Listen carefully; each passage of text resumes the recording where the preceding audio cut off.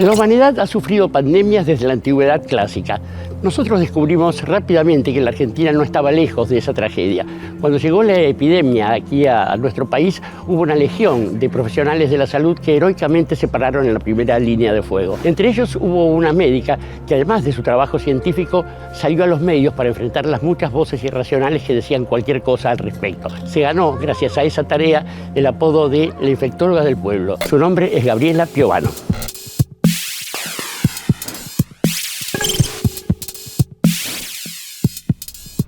Terminan diciendo, yo voy a salir, me cago en lo que dice el gobierno, bla, bla, bla, bla.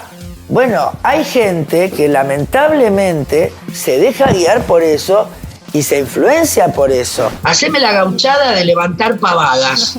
Haceme usted tiene la verdad de todo, doctora. Hacele el favor al criterio de la población. Está bien, doctora. Hables pavadas. Bueno. El barbijo es más dañino que perjudicial. Estamos viendo, porque esas consultas sí se ven en la farmacia, un envejecimiento dermatológico, chicos, de la gente. Cambuleán, que formó parte de un gobierno que casi cierra 5 hospitales, de un gobierno que bajó el ministerio a secretaría, ¿no es cierto? La actitud irresponsable del periodismo no es inocente ni ingenua. Vos sos política, yo también. Claro, está bien. Está bien, entonces no es infectóloga, entonces no es infectóloga. Está dando una opinión política, muy bien. Lo que vos la haces acá es respeto. política. A vos no te importa si la gente se...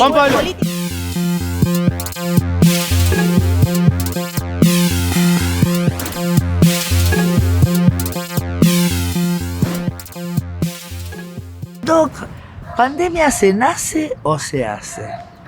No, la pandemia la fuimos haciendo probablemente, en principio, preparando un virus que se fue cada vez más incorporando a la posibilidad de la transmisión interhumana, porque mientras los virus están en los animales, entre ellos, y no tienen posibilidad de infectarnos, son patógenos de los animales. Con los murciélagos, en principio, nosotros no tenemos relación. Por eso vienen después los animales intermediarios, como este pangolín que acabamos de conocer. La verdad, no lo conocíamos. Pero bueno, en China, por cuestiones culturales, se comen todos los animales. Si ahora fue el pangolín o alguno otro de los animales, no lo sé. Seguramente no pasó en el año 19 súbitamente. Venía mejorando la posibilidad que el virus se iba adaptando a partir de ese insistir en el contacto con los humanos, hasta que se adaptó bien a un humano. ¿Para qué? Para que el humano se lo transmitiera a otro humano. Ya no me hace falta comer pangolines, comer murciélagos, comer nada. Simplemente vos me lo pasás a mí, yo se lo paso a otro. Y ahí es cuando entonces triunfó el virus, entonces la pandemia se hizo, no nació pandemia. We have therefore made the assessment that COVID-19 can be characterized as a pandemic. La Organización Mundial de la Salud llama a... Se cierran las fronteras. Argentina declara la emergencia sanitaria por el coronavirus. Apenas estalló la pandemia, en la Argentina resultó evidente el desguace de todo el sistema de salud pública, todo el sistema sanitario. Las décadas de investigación precedentes y las políticas sanitaristas desarrolladas desde el ministerio del doctor Ramón Carrillo parecieron haber sido borradas de un plumazo en los 4 años del gobierno precedente. Yo dije claramente, no voy a abrir un hospital nuevo más. Nosotros no vamos a cortar cinta. No vamos a abrir hospitales nuevos, Mirta.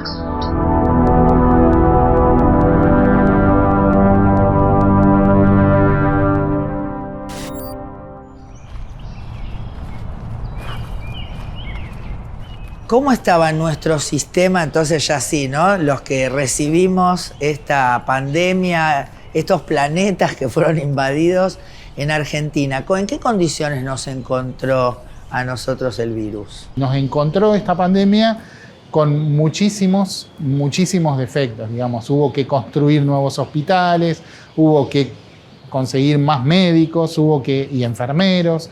Hubo proyectos, por ejemplo, de desarrollo de vacunas que fueron truncados, que no llegaron a desarrollarse mucho y que podrían haber sido usados en la actualidad como base para desarrollar vacunas específicas contra el coronavirus más rápidamente. Les estamos contando el plan de Rodríguez Larreta de cerrar 5 hospitales. 3 son de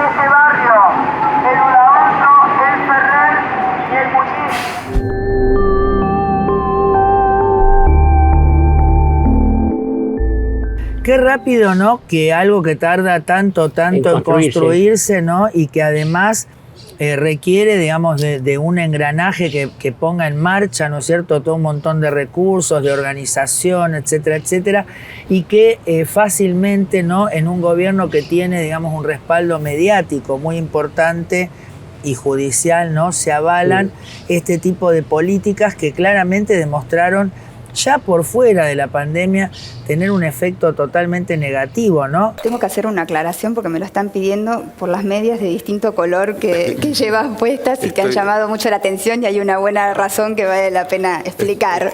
Soy daltónico. No, la verdad es que hoy es el Día Mundial del Síndrome de Down. Entonces es una forma de recordar lo linda que es la diversidad y lo brillante y la belleza de lo que muchos vemos en los chicos o las personas que tienen el síndrome de Down, ¿no? Esa alegría de vivir, de superarse. O sea, la consigna es poner colores brillantes, digamos. Claro. Brillante, exactamente. Para resaltar lo brillante que son ellos.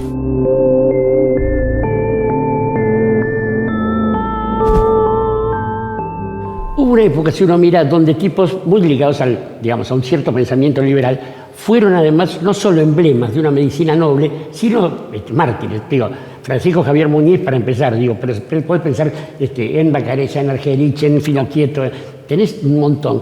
¿Qué pasó? ¿La clase burguesa alta no da más esos médicos? No, esos médicos fueron desaparecidos, fueron torturados, fueron secuestrados. Recordá que la Facultad de Medicina en el piso 17 tenía un chupadero para llevar alumnos que sacaban de los pelos del comedor de la facultad. El primer testimonio del Nunca Más, que está, es el único que está completo, que es el doctor Lipsig. Sí, claro. Él cuenta que cuando lo torturaban le decían: esto es para que aprendas a no ayudar a los negros.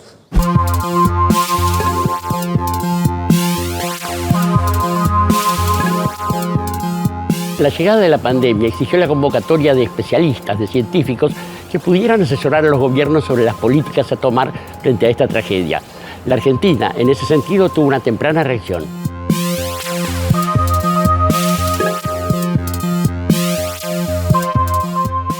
¿Qué pasó en el resto del mundo con respecto al asesoramiento gubernamental? Todos los países tienen o han tenido comités de expertos. Y en todos los países los comités de expertos han sido inicialmente infectólogos. Y todos en algún momento han sido cuestionados. Entonces creo que es una situación que es demasiado dinámica, es demasiado compleja, porque no había soluciones fáciles. Nosotros de la Sociedad de Infectología en marzo decíamos: no usen barbijo. Entonces las cosas van cambiando, los mensajes van cambiando y te dejan en Orsay muy rápido. Por momentos creo que hay personas que creen que las medidas a tomar estaban en un libro, que era cuestión de buscar, mirar el capítulo y con eso ya está.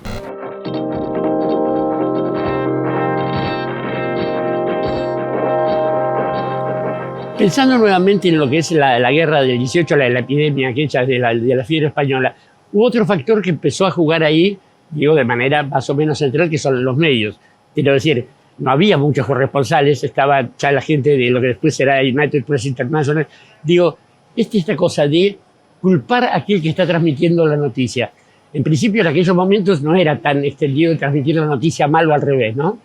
Claro, a ver, acusar al único que se hace cargo de que está el problema, de que es el causante, ¿no? O sea, lo que decías, matar al mensajero. Se llamó a la gripe española porque lo que vos decías hoy, los únicos que se hacen cargo, porque en realidad lo gracioso era que cada país nombraba como la gripe del país vecino. Me suena desde la gripe china de Trump, digo. Exactamente, la gripe china. Los medios de comunicación son la mano del poderoso desde el día 1, ¿no es cierto? Absolutamente. Pero también este tratamiento justamente mostró un antecedente y un resultado, que fue la muerte de millones de personas, ¿no es cierto? Y que tardaron más de 20 años en erradicarla. Sí, y hay otra cosa, digo, los medios hoy en día se puede decir que describen un segmento de la realidad.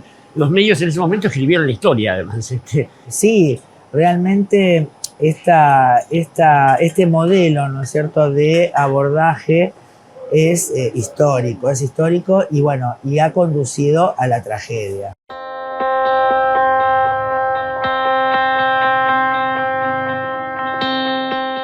Lo que pasa que, bueno, también uno siente que no se ha acompañado mucho desde el lugar, vuelvo a insistir, de los medios, donde estamos todo el tiempo hablando de lo mal, y bueno, y ahora vamos a empezar a hablar de todo lo otro que no queríamos hablar, ¿no? Porque todo esto no va a perjudicarlo a Ginés, esto ya lo dijimos, esto va a perjudicar a la gente, a la población, a sus familiares. Es una lástima que esto se vaya a un lugar donde no queríamos. Donde o sea que vos no sos muy optimista respecto de la responsabilidad social. Sí. Digamos que ya lo que estamos viendo es producto de la falta de responsabilidad social. No le vamos a echar la culpa al gobierno de esto, ¿no? Bueno, a ver, hay parte de la sociedad que dice, nosotros cerramos, de hecho durante todo este tiempo se destacó mucho el comportamiento de los argentinos. Ahora que las cifras dan mal, ¿qué prueba hay de que esas cifras se deban a juntadas y no a la circulación por cómo se vinieron manejando las aperturas? Pero las aperturas se vinieron manejando por la presión de que había que abrir. Las aperturas fueron porque se fue presionando que había que abrir, que la gente estaba mal, que no podemos seguir así, que la economía. Entonces alguien se tiene que hacer cargo también. ¿Por qué se habla tanto entonces de que hay que abrir, de que la gente está cansada, de que esto no sirve más? Y ahora, porque también sabes qué pasa, que ahora después las fotos van a ser de la gente llorando y a la prensa le va a seguir sirviendo. A la que no le va a servir es a la gente. Este es el tema. Acá es el tema que no se ha tomado con la responsabilidad, porque vamos a decir, las agencias de noticias les interesan las noticias. No le importa si la noticia es que la gente se muere. Al contrario, hay una morbosidad terrible en eso también. O sea que es de los medios, es del periodismo. No es de los... No empecemos con eso, te lo pido por favor. No, en todo caso, háganse cargo ustedes también de lo que dicen. Tuvieron medio noticiero, están hablando de lo mal que está la gente, y medio noticiero de lo mal que hacen en abrir. Entonces, ¿qué postura toman ustedes? ¿Qué solución le dan ustedes? Nosotros no tenemos que tomar postura, tenemos que contar las dos cosas. Rolando, ustedes son un servicio público. Tenemos que justamente nuestro servicio público es informar. El Estado invierte millones de pesos en los medios. Nosotros no tenemos que inventar. Nos dan aparte de agitarnos la cabeza. Es que nosotros no tenemos que inventar nada. Justamente hay gente que la está pasando mal y hay gente que se está contagiando. Es así.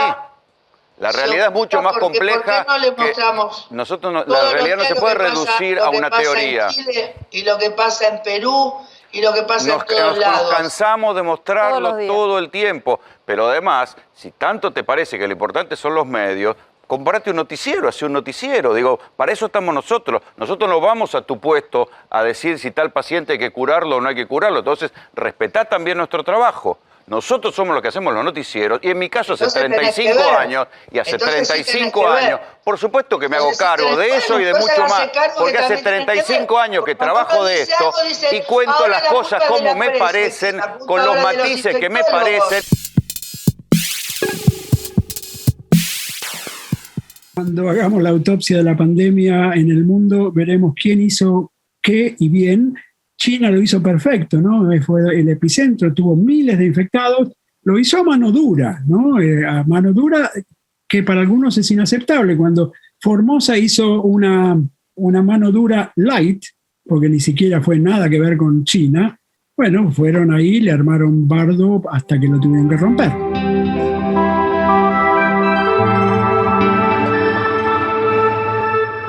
Vos sabés que las 4 cosas que le permitieron al ser humano pasar una expectativa de vida de entre 40 años a 75 fueron el agua potable, las cloacas, los antibióticos y las vacunas. ¿Qué tal, señora? Buenas tardes. Cuéntenos por qué motivo vino acá. Porque yo quiero trabajar, quiero un país libre, yo quiero la Argentina libre, ¿sí?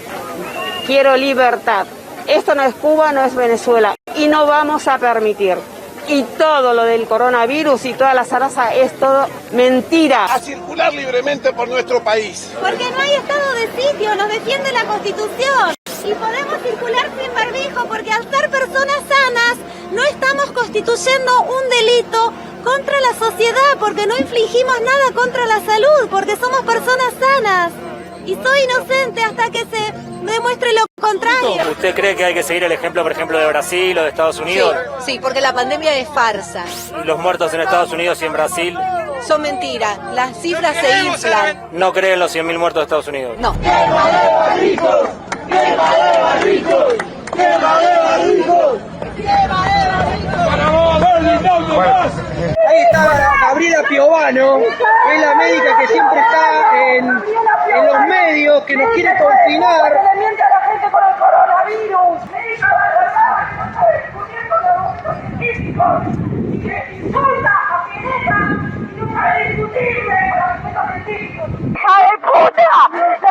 Esta es la genocida, esta es la genocida que quiere que te ponga vacuna transgénica. La verdad que yo lo que planteo de esto es que se basa, está bien, hay locos, hay tarados y hay pagos, estamos de acuerdo, y hay gente al pedo, estamos de acuerdo, pero se vuelve peligroso. Y esto es estimulado totalmente por estos medios de comunicación que la gente les atribuye un grado de veracidad que no tienen, para nada tienen. Sé que la verdad de los discursos es una verdad diferente a la verdad científica. Hay algo que son las ciencias sociales y hay algo que son las ciencias médicas. Son ciencias que tienen diferentes paradigmas. No quiero aburrir a la audiencia con una explicación académica. Lo ponemos porque es atractivo. ¿Qué quiere decir? Que el valor de la verdad es una cosa en tu disciplina y nosotros que tenemos otra disciplina que es una ciencia social. Espera, vos quisiste explicarme cómo hacer mi trabajo, como siempre. Te explico. El valor de la verdad en mi disciplina quiere decir abrir los debates y que se escuchen aún las opiniones que a uno no le gusta escuchar. ¿Estamos de acuerdo? Yo, por ejemplo, estoy en contra de lo que hizo Twitter y lo que hizo Facebook, que es censurar a Donald Trump, por más que Donald Trump me parezca un pelotudo con un jopo. Es así. Bueno, te digo esto y ya... ¿Vos hubieras censurado a Donald Trump? Más, yo no los molesto ¿ves? más. ¿Se hace la víctima? Yo no lo hubiese censurado atrás. ¿Ves que ahí está mal? ¿Por qué pones en Piovano cosas que Porque vos querés que no participe la gente en los debates aunque sean terraplanistas. ¿Y qué vas a hacer? No. Vamos de nuevo. ¿Sabés qué pasa? Que estos debates llevaron a la gente a salir y los números que están aumentando y la gente que se va a morir tiene que ver con eso. Entonces yo lo que te quiero decir es esto.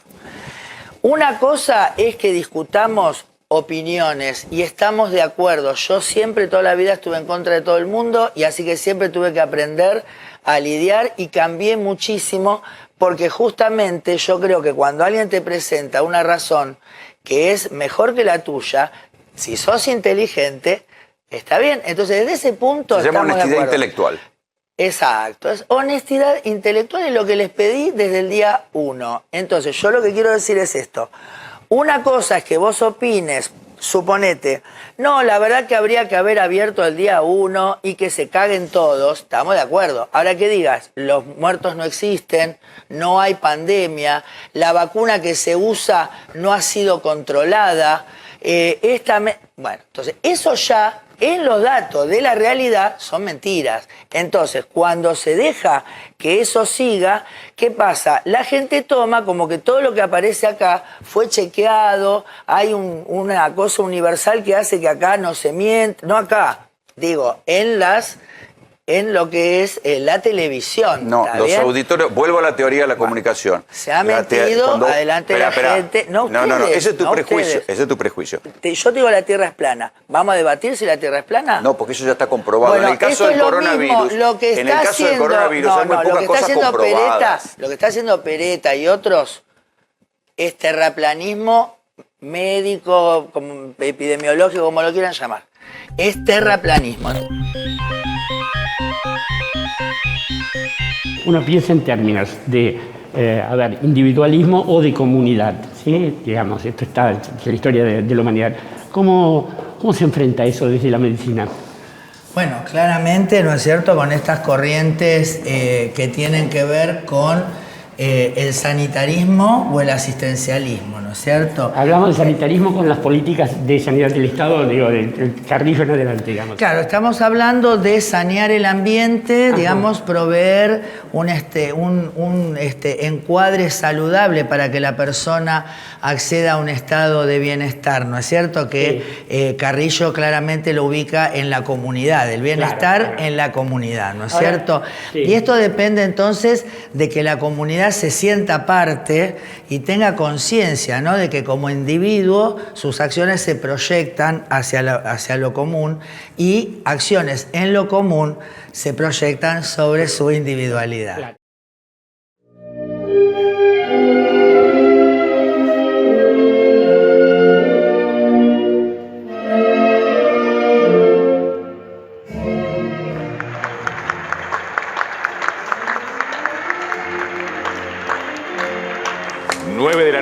En punto la Argentina. Y es parte de esto, ¿no? Es parte de este empujo. Ahí empiezan a salir a sus balcones. Y esta es una imagen que nos ha emocionado desde el primer día y que a priori nos daba a entender que no iba a aparecer nunca esta otra cara, la cara que no queríamos ver. Este cartel apareció en un edificio en Belgrano. En ese edificio vive una médica. ¿Qué hicieron los vecinos? Le pusieron este cartel en el ascensor donde le decían que no circule por los ambientes comunes del edificio, que no toque nada, que no toque las barandas, que no toque el ascensor, porque si no la iban a denunciar. ¿Y se sabe quién fue el vecino que pegó el cartel? Porque, porque generalmente no ponen el nombre.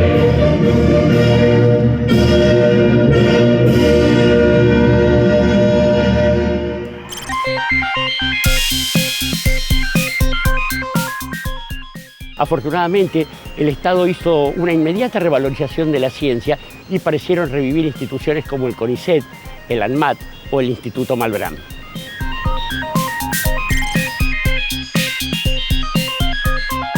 La pandemia le da una oportunidad a la salud pública, le da la oportunidad de ponerla en agenda. Si vos vas viendo, cada vez que pasaba un gobierno, el piso de la salud pública estaba más bajo.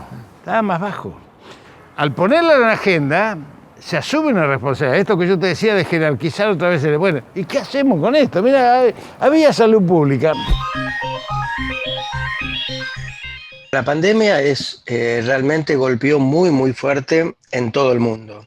Y la Argentina no fue una excepción a esto. Hubo dos líneas de acción que yo considero que fueron correctas. Primero, una cuarentena estricta al principio de la pandemia. Te estoy hablando cuando la pandemia llegaba al país en marzo del 2020.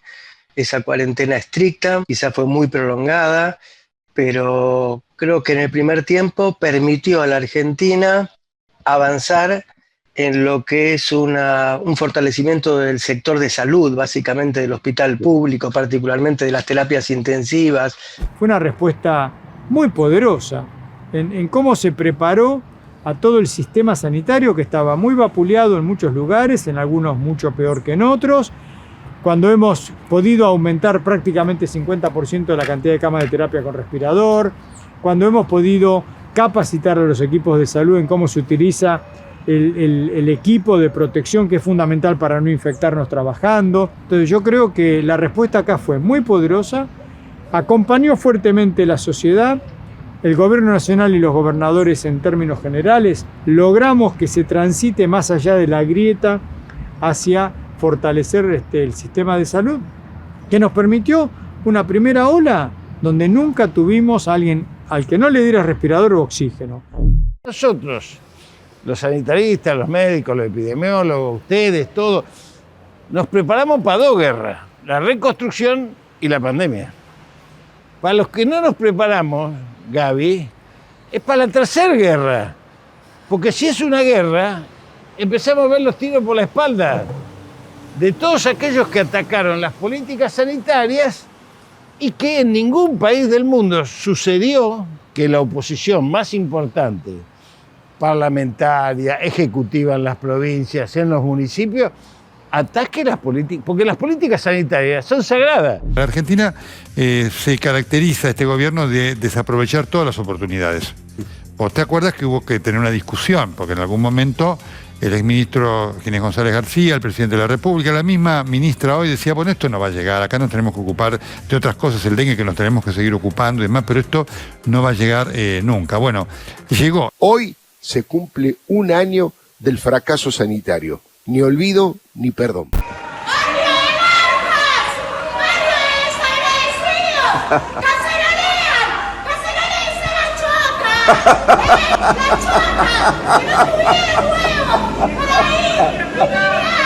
¡Vamos! ¡Vamos! Mirá, yo estoy acá porque Macri es un clon mío, un clon. El ídolo de Macri es Frondizi, siempre fue Frondizi, mi ídolo. Dijo que el mejor sistema de gobierno es el yanqui, yo opino lo mismo. Efectivamente, uno ve en esta pelea política, partidista, que se ha establecido en la Argentina, mucha gente, muchos políticos, muchos medios de comunicación que utilizan como ariete problemas de la salud pública para enfrentarse con el gobierno, con el partido de gobierno. El panorama en la Argentina es incierto, sobre todo porque la Argentina no negoció con todos los laboratorios para comprar vacunas, solamente con algunos, y esto está en investigación también en la Argentina.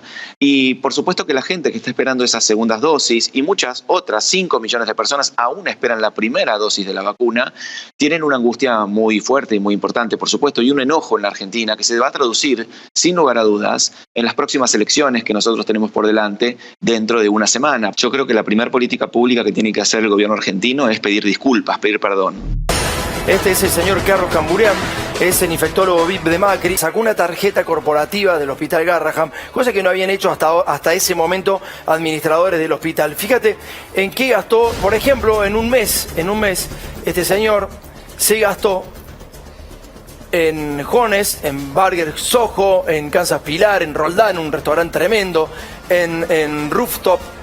En dólares se gastó en ese momento $327 y 16.278 pesos. Es lo mismo que cuando vos decís, no, es este modelo o la muerte. Digo, esos falsos dilemas, sí, que en realidad no corresponden. Es decir, cuando vos agarrás y tomás datos al aire de países que evidentemente no conocés, entonces evidentemente...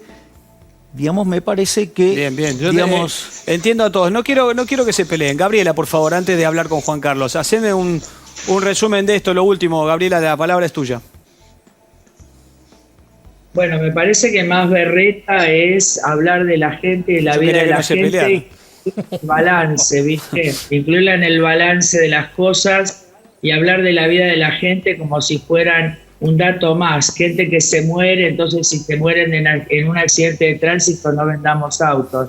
O sea, realmente argumentos infantiles para discutir sobre la vida de millones de gente que tal vez ni siquiera encuentren un lugar donde enterrarse. Entonces, a mí me parece que primero la famosa falsa dicotomía berreta la instalaron ellos, la instalaron los economistas que están en contra. Aparte, ahora se preocupan porque cerraron 15.000 fábricas, cuando en el periodo anterior cerraban todos los días miles de fábricas y jamás lo escuchamos quejarse al señor Milei. Entonces, a mí me causa gracia y me causa mucho miedo cuando veo que se habla de esta forma, queriendo creer que a mí me va a insultar porque me diga que yo soy berreta.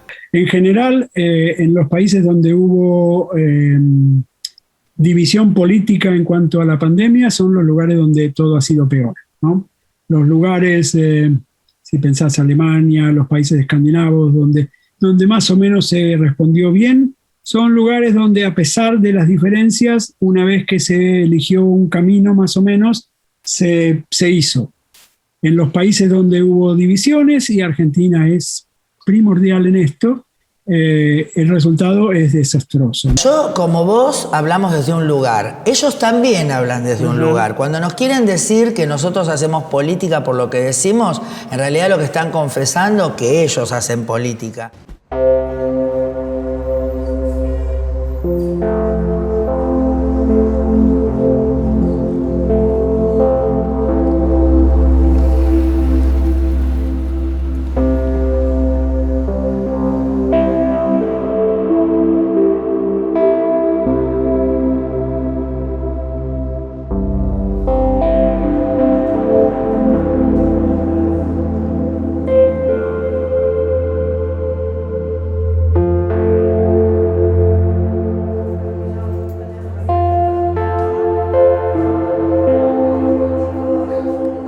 teníamos mucha incertidumbre de lo que iba a pasar, de que veíamos que en otros países mucho mejor preparados que nosotros se colapsaban los servicios sanitarios. Hemos pasado muchísimas situaciones complejas. La pandemia nos llenó de incertidumbre, fue muy difícil al comienzo. Cambió totalmente la medicina antes y después de la pandemia para mí, porque de estar trabajando activamente con los pacientes, haciendo la guardia de terapia o viendo a los pacientes en la sala, pasé a ser el nexo entre el paciente y la familia. El trabajo es duro, es muy duro. Hemos visto un montón de cosas, hemos pasado por compañeros que ya no están, que estuvieron en esta sala, que ya no están. Realmente dejamos la vida en esto, ¿no? Todos.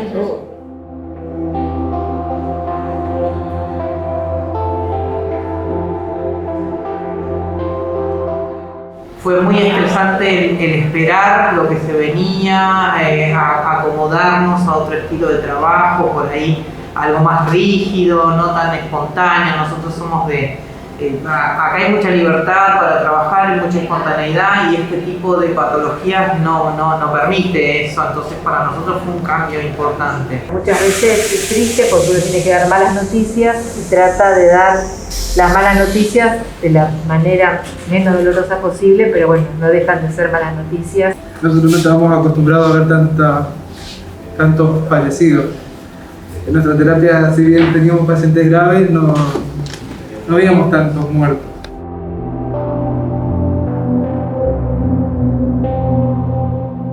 La pandemia es un antes y un después en la vida de todos, por los cambios que nos generó en lo privado a todos y por lo laboral, o sea, desde superar los miedos de ingresar a la sala, pero que lo hicimos inmediatamente porque no nos quedó otra, fue aprender a vestirnos y entrar. Pero yo creo que lo que nos dio fue como una renovación de energía y de ganas de salir a luchar por los pacientes. No es fácil, la verdad que no es fácil. Yo creo que en este punto estamos cansados, estamos agotados y estamos más susceptibles. Nos levantamos porque caemos todo el tiempo, vamos alternando anímicamente, físicamente, esto es real, con lo propio que cada uno tiene además, ¿no? Todos salimos fortalecidos para atender, para contener a las familias y también para transitar cada uno cuando alguno de nosotros ha estado enfermo. Como yo soy la creyente del grupo, entonces yo prendía mi cirio pascual para cada uno de ellos y rezaba porque pronto estuvieran bien. Siempre estuvimos con el apoyo uno al otro en los peores momentos. A todos nos pasó, yo tuve COVID, todos mis compañeros tuvieron COVID y todos la pasamos mal, pero todos nos ayudamos el uno con el otro, siempre estuvimos juntos.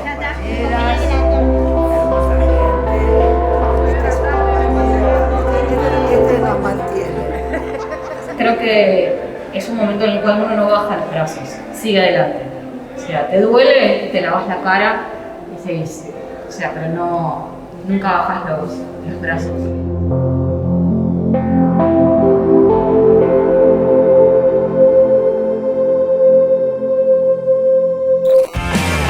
Bueno, esta frase me parece que es la frase para cerrar el programa. Por favor, poneme a pleno que la quiero leer. Ahí está. Dejen de prohibir tanto porque ya no alcanzo a desobedecer todo. Se habló mucho en el vacío, en el periodismo, en el vacío de no saber absolutamente nada, ni que era un virus, ni que era una pandemia, ni que era una vacuna. Me temo que el periodismo ha hablado la mayoría de las veces sin saber, sin tener las consecuencias que tiene esto. Vamos a despedirnos. Voy a tomar un poquito de mi CDS. Oxigena la sangre y viene divino. Yo no recomiendo, yo les muestro lo que hago. Chau, los quiero, hasta mañana. Información de último momento y que genera realmente mucho dolor porque se conoció el resultado de la autopsia de este chiquito de 5 años de Plotier y lamentablemente, entre otros datos, se confirma lo que se temía, que su muerte se provocó debido a haber ingerido, haber tomado dióxido de cloro. Desde el comienzo, el Gobierno Nacional tuvo la feliz iniciativa de negociar con todos los laboratorios posibles para obtener la mayor cantidad de vacunas a medida que se fueran produciendo. Lo cierto es que la oposición, simultáneamente, empezó a boicotear esa campaña, generando, por supuesto, en la comunidad una reacción negativa. Esta vacuna no tiene garantías. todavía no parece no tenerla. No tiene las garantías internacionales, no las tiene. Me vacuné, primera dosis con AstraZeneca, 64 años y con morbilidades. Así que estoy feliz. Y no me vacuné con la vacuna de un laboratorio de Rusia porque Putin es un dictador. No se preocupan por el daño que hace en la confianza de la gente sobre la vacunación, por ejemplo. Sabemos que la vacunación salva vidas, no se preocupan por eso, y eso va a llevar necesariamente a que toda la campaña de vacunación sea menos exitosa de lo que es, y eso va a implicar más muerte. Es como que nos invitan a una fiesta en la cual vamos a terminar bailando sobre cadáveres, ¿no?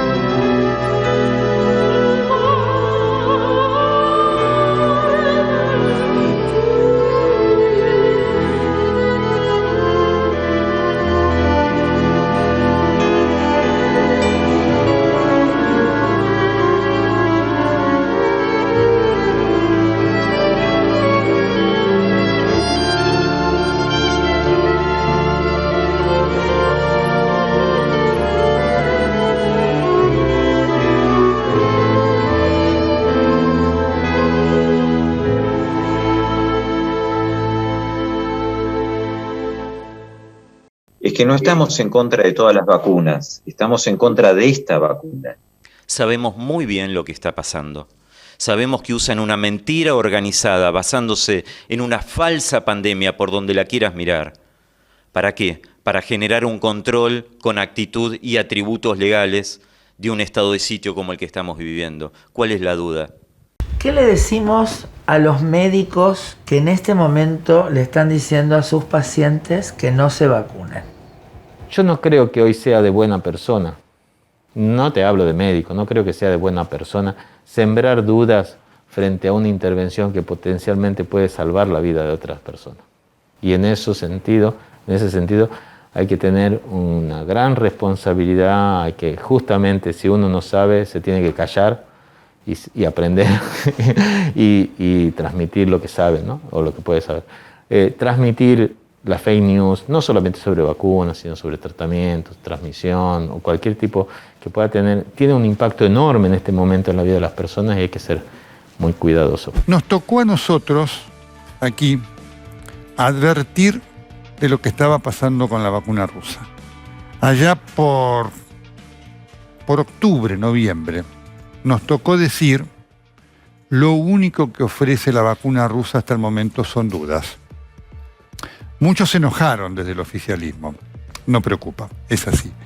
La tarea es lo que significa decir la verdad. ¿Hubo también un posicionamiento político por parte de la comunicación y la comunicación médica también en relación a esto? Yo creo que sí. Más que Oriente y Occidente, yo te lo enmarcaría en productos que genera el Estado y productos que generan compañías privadas. Hubo un claro posicionamiento hacia ese segundo lugar, como si fuera más serio, más seguro, más confiable que los productos que producen los estados.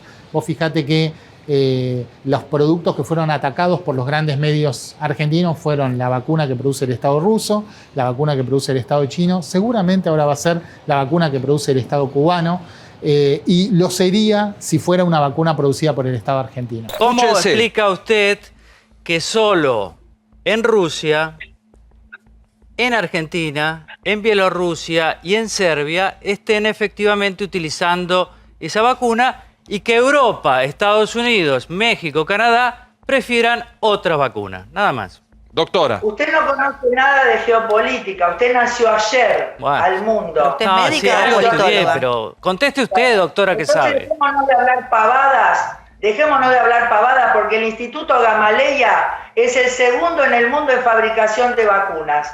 Rusia tiene cuatro premios Nobel a raíz y la vacuna del ébola. Y nosotros ganamos 2 mundiales. Argentina también tiene que ver eso. Boca ganó el campeonato ayer y nadie va a decir que venga Tevez a vacunar. No tiene nada que ver, doctora. Pero es una pregunta concreta. Doctora, ¿Cómo explica claro. A ver, eso, nada más? Expliquemos esto. ¿Por qué otros países eligen otras? Ellos tienen sus propias vacunas y ahora Rusia está presentando los papeles. Porque ¿a quién se le ocurre venir a decirle a la gente que Rusia es un kiosquito que fabrica vacunas en el fondo en un galpón? La verdad, lo que Argentina está haciendo con las vacunas realmente es una vergüenza, una verdadera vergüenza. La verdad es que no hay explicación para lo que está ocurriendo en Argentina. No hay explicación porque esto es un mamarracho. El gobierno argentino se quedó sin la vacuna Pfizer, que es la que están aplicando ya en gran parte del mundo. En Estados Unidos, en Canadá, en Gran Bretaña, en Europa está aprobada. En Chile está aprobada, en Perú está aprobada y la Argentina no tiene ni contrato. A veces se habla del lobby de Pfizer. Yo no creo que haya lobby de Pfizer porque no lo necesita, porque Pfizer tiene una vacuna que tiene más demanda que oferta, con lo cual no necesita venderle a nadie. Por eso se da el lujo de decir, no, si no me das completa inmunidad, hasta si me equivoco mal yo, si en lugar de poner la vacuna puse una papa en la... no me podés hacer juicio por nada. Por eso se puede dar ese lujo, porque si vos no querés la vacuna, está Perú atrás tuyo que dice, bueno, está bien, dámela, aunque venga con una papa, yo la tomo. Entonces no necesita el lobby Pfizer. A mí me parece que el lobby de Pfizer es ese paquete completo, porque en el fondo... El lobby de Pfizer es que puede extraer lo que quiera de quien quiera. Geopolíticamente, el problema que nosotros tenemos es que los países más ricos que han invertido en las vacunas se están quedando con las vacunas que hasta ahora tienen más éxito relativo. La primera... déjeme hablar. Un segundito, ya va Gabriela, ya voy con usted. Entonces, yo digo que a nosotros y a otros países... Son unos canallas. Son unos canallas. No, pero eso está pasando. ¿Usted es doctora o por ejemplo, barra brava? Que lo que se le da, que lo que se le da no está aprobado, que no lo quieren. Espera un par de meses más que Pfizer no va a poder entregar vacunas. ¿Cómo van a estar todos llorando por la vacuna de Sputnik?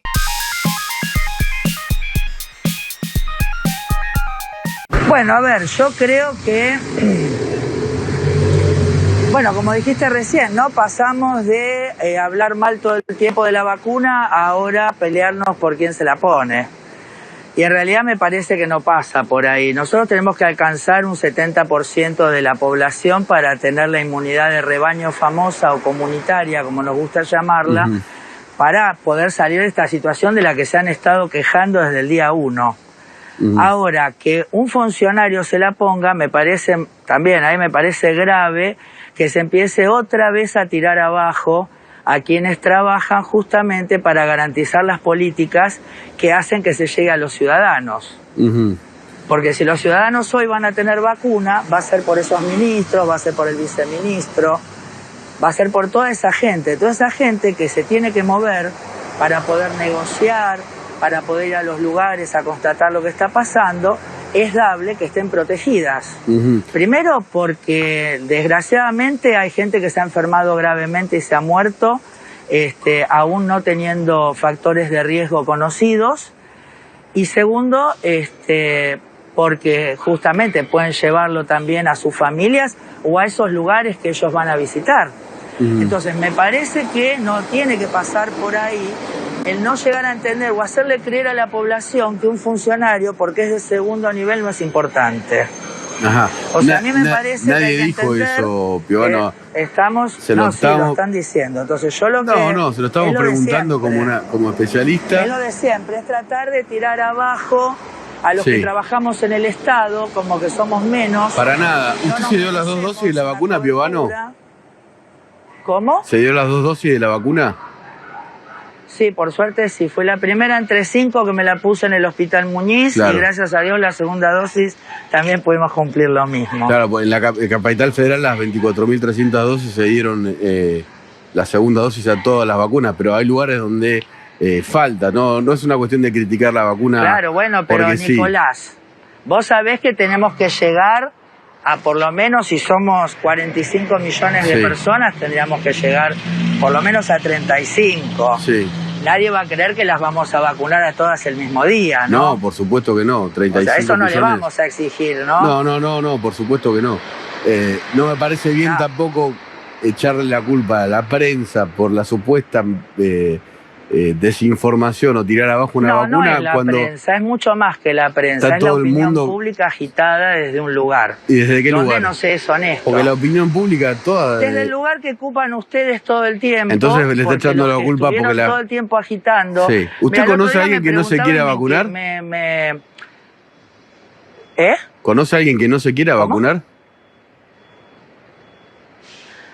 No, a mí me parece que la gente puede no quererse vacunar. El asunto es cuando se está apostando todo el tiempo a que nos vaya mal, cuando en realidad lo que estamos haciendo es tratar de salvar vidas humanas, independientemente de si votaron a Alberto Fernández, miran TN o C5N. No Estás sepa. hablando de que el Estado está desarmado. Sí, claro que está Estuvieron desarmado el 4 años Estado. defendiendo a un gobierno que bajó el Ministerio Ajá. de Salud a Secretaría. ¿Pero quién lo defendió? Es increíble que estemos Ustedes. hablando de lo que supuestamente diga la prensa. Ustedes lo defendieron. Nosotros no defendimos Ustedes a no nadie y invitan lo a hemos Rubinstein criticado. y no le preguntaron nunca por qué dejó vencer vacunas. Hoy otra imagen lamentable típica del macrismo, típica, que hayan dejado vencidas vacunas que podrían haber salvado de vida, otro bochorno, otro hecho bochornoso de el macrismo. Habló el ministro de Salud, Ginés González García. Se trata de un tema feo, porque al iniciar nuestra gestión nos llegaron facturas de este lugar, que es un frigorífico, vinculados con el estibaje de vacunas. Y entonces, cuando vinimos a ver, en realidad eran todas vacunas vencidas, que además no se habían distribuido a las provincias, con lo cual en realidad nunca estuvieron a disposición de los argentinos. Hubo un gobierno antivacunas en Argentina en los últimos años que escondió las vacunas, que suspendió programas de vacunación. Y aquí hubo un brote de sarampión causado por esa ausencia de vacunación. El 2021 trajo consigo la temida segunda ola y también la aparición de las variantes previsibles del virus.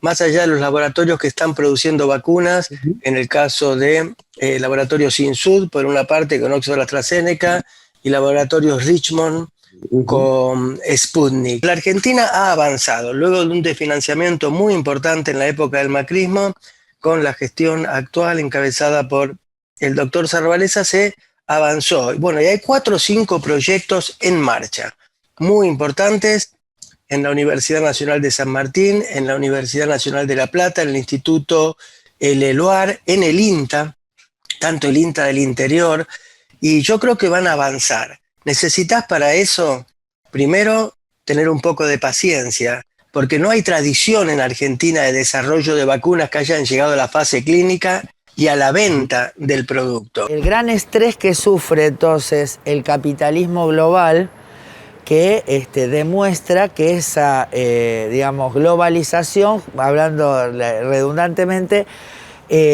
no le permite justamente dar una respuesta eficiente, ¿no? Porque si hay alguien que perdió en este debate fue, el neoliberalismo, me parece a mí, y el mercado, ¿no es cierto? Perdió en 2 niveles teóricos fuertes el neoliberalismo.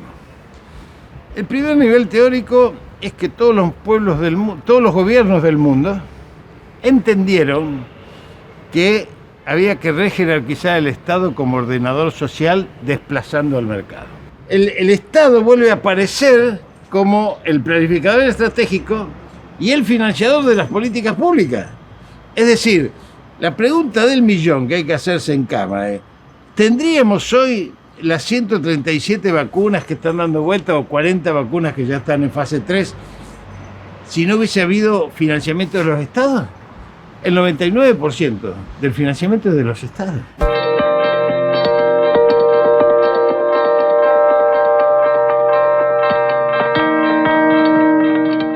Yo creo que el año 2022 nos va a encontrar con 1, 2 o 3 proyectos ya exitosos y con vacunas que puedan ser aplicadas a la población. La Argentina puede no ser solo un país productor de vacunas para autoabastecerse, sino para exportar y contribuir de ese modo a superar esta tremenda inequidad. Y es muy importante que Argentina en ese sentido desarrolle las vacunas y tenga una política solidaria.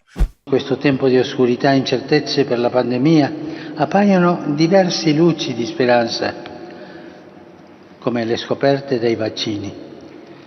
Ma perché queste luci possano illuminare e portare speranza al mondo intero, devono stare a disposizione di tutti.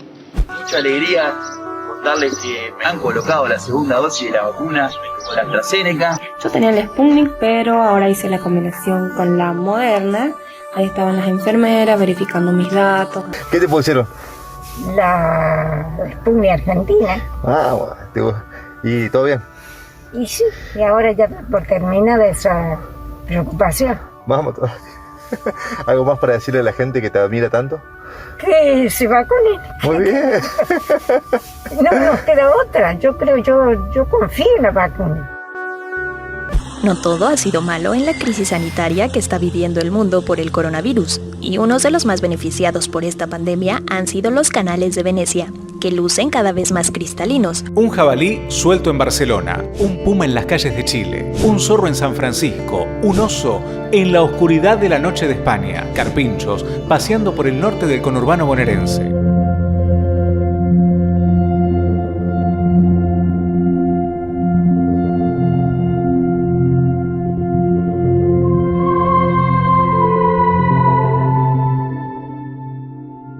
Parecía que iba a ser muy bonito, parecía que cuando vimos los delfines en el mar otra vez, los monos, los canguros en Australia, esto iba a ser el país fantástico, el mundo fantástico después de la pandemia, y estamos viendo que los modelos se siguen reproduciendo. Entonces hay que seguir apuntando a fortalecer los sistemas de apoyo a la población, a reducir esas inequidades, a mejorar los sistemas de salud, los sistemas educativos también. Entonces esto tiene que de alguna manera hacernos ver que somos muy frágiles, que somos muy susceptibles a nuevas olas como esta y que no podemos seguir tolerando un mundo como está en este momento distribuido.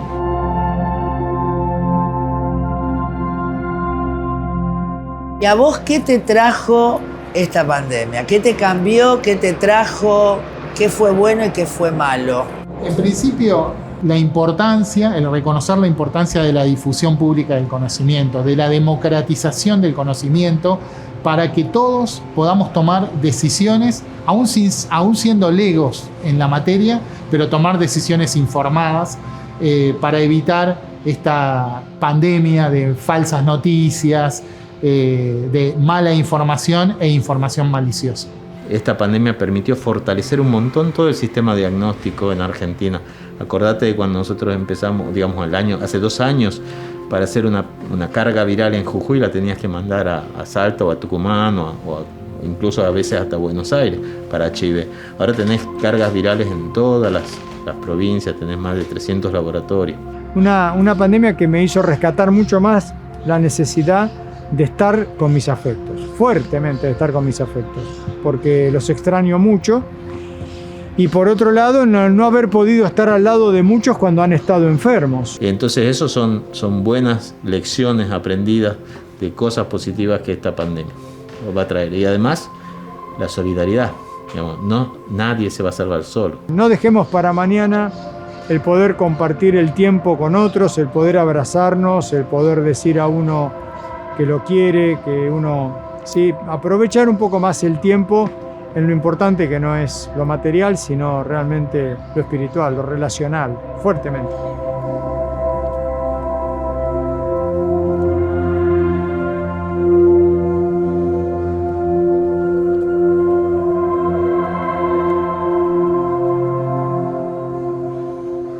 Y una cosa, Gaby, que a mí me impresionó mucho, y es esta relación que vos tenés con cada paciente. Digo, cada paciente es un anónimo hasta que se te mueren las manos, aunque sean 5 minutos deja de serlo.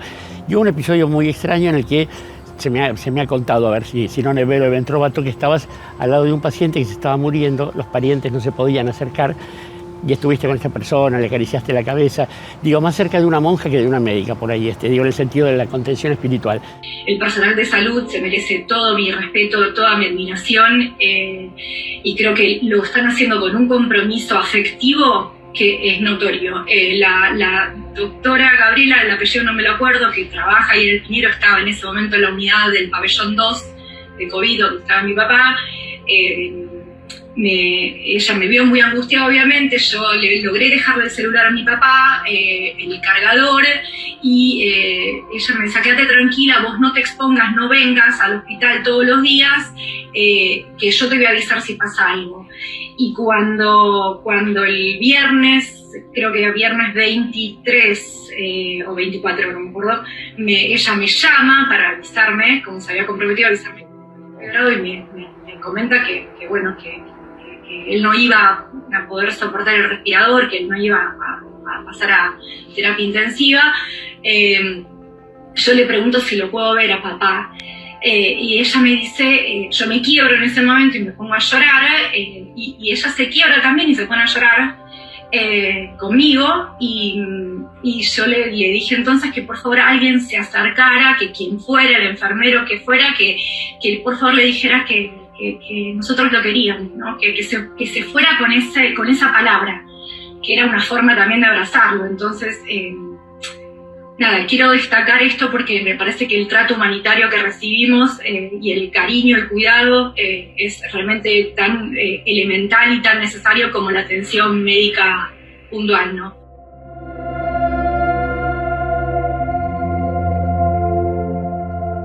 Vos podés ser ese otro. Ese que siempre dice, no, a mí no me va a pasar. Bueno, pensá que a vos te puede pasar, ¿no? Entonces, en ese lugar que uno se identifica con el otro, con la empatía, con el compromiso, y ve entonces, rompe ese monstruo que genera, que ya lo habíamos hablado, ¿no? Que genera el sistema para que vos no te acerques. Y en realidad, cuando conoces a ese otro y te reconoces en ese otro, sí, es tan hermoso que no lo podés dejar. Entonces, para mí, la medicina fue un instrumento, no un fin. Pero yo creo que Gaby es de las pocas personas que, como decíamos con Lauti, le hemos hablado acá, que le conoce el color de los ojos a los pacientes, porque tiene una aproximación al paciente de la mirada y del contacto físico. El derecho de las personas trans, a mencionarlas como ellas querían, en fin, un montón de cosas que eran nuevas para muchos y no sabíamos cómo reaccionar. Seguramente nos interpelaban y nos generaban nuestra angustia, nuestra dificultad para cómo resolverla. Bueno, Gaby en ese sentido nos ayudó, siempre ayudó. Un montón de situaciones de ver a Gaby abrazando pacientes, esa cosa de la contención del otro, la empatía y el compromiso. Vos veías entrar a un paciente y decías, este paciente la busca Gabriela. Ponerse en el lugar del otro y encontrar la manera de conectarse y de aceptarlo y entenderlo. Yo creo que eso encuentra un paciente con Gaby.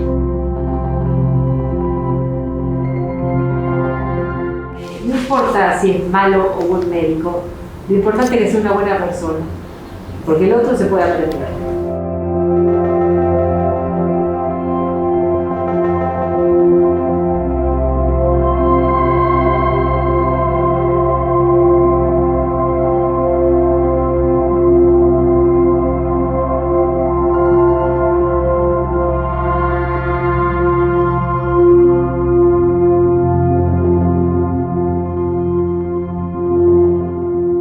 Salgo así llorando yo también y le digo a mi compañero, qué fuerte es todo lo que nosotros vivimos, ¿no? Y qué loco que nunca nadie va a saber lo que pasó hoy acá.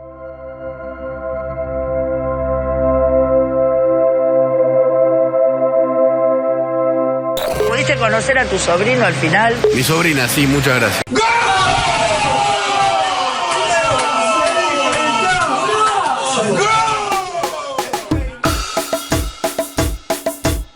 Bueno, chicos, a ver si nos ponemos las pilas, queda tan poco. No sean pelotudos y quédense en casa, carajo.